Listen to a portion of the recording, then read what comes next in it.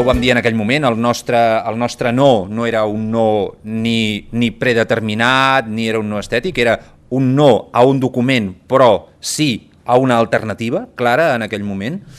Sobre la base de la nostra alternativa hem negociat, i això hauria de quedar ben clar, però també de la mateixa manera hauria de quedar ben clar que les negociacions no han reeixit, que per tant no hem arribat a cap terreny d'acord entre la proposta d'Iniciativa Verds i Esquerra Unida i la proposta que finalment tindrà la majoria política de l'Ajuntament i l'acceptació del Barça.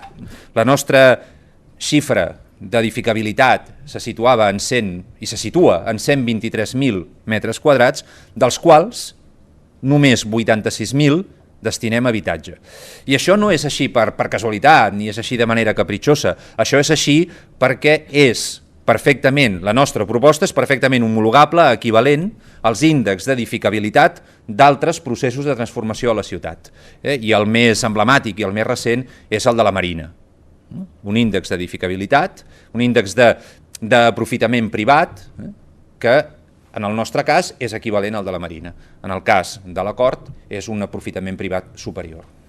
Jo crec que aquí és molt important entendre que estem parlant de sostre, i quan nosaltres parlem de sostre, d'habitatge, ens estem situant en el que ens marca el Pla Municipal de l'Habitatge que tot just hem aprovat, i que és situar-nos en un mínim de 50-50, de 50 lliure i de 50 protegit, amb tendència a que l'habitatge protegit vagi més enllà i per tant se situï en una franja que aniria del 50 al 60. Això no només és el que ens marca el pla d'habitatge, sinó també és el que estem fent en altres zones de la ciutat. A la Marina estem en un 52-48, a Casernes de Sant Andreu en un 50-50.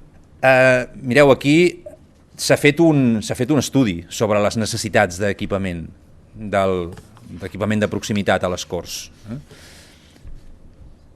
Aquest estudi marca quin és el llistat dels equipaments necessaris. Equipaments que han de servir per satisfer els dèficits històrics d'equipament de les Corts i alhora també per satisfer les noves necessitats de la població que anirà a viure en el nou teixit residencial.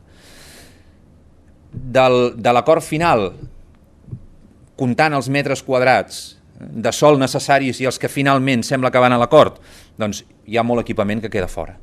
Queda fora la construcció d'habitatge dotacional, amb serveis per gent gran o altres tipologies d'habitatge dotacional, famílies en situació de vulnerabilitat, dones víctimes de violència masclista, etc.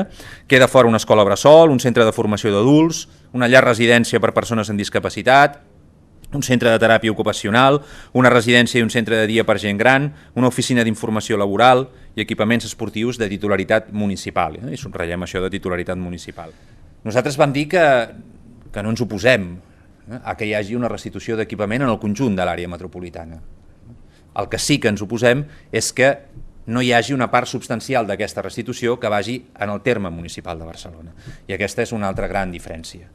Si de les més de 7 hectàrees i mitja nosaltres considerem que uns 30.000, per tant unes 3 hectàrees han de quedar en l'àmbit de transformació, encara estem parlant de gairebé 5 hectàrees més, de les quals una part substancial hauria de quedar restituïda en el municipi de Barcelona. D'una banda, tenim un acord, com deia abans, que situa un volum d'edificabilitat i de sostre residencial que respon clarament a les exigències d'obtenció de plusvàlues, però que no respon als criteris de transformació que estem fent a altres zones de la ciutat.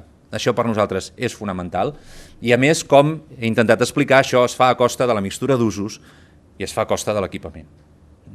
Per nosaltres és molt important que això no sigui una excepció, que el Barça no tingui aquí plusvàlues excessives, comparativament per sobre de qualsevol altra promoció de la ciutat, que això no pugui assentar cap tipus de precedent.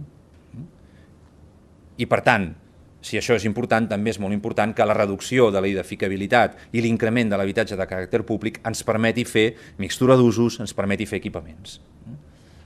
Per tant, en definitiva, com deia abans, un model que no és el de satisfer exigències privades de benefici, sinó que és satisfer definitivament millores socials i urbanístiques de barri i de ciutat.